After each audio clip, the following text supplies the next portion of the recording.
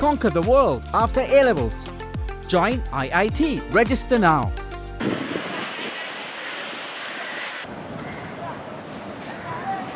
අවසන් ටිකක් සැර වෙලා තිබුණේ.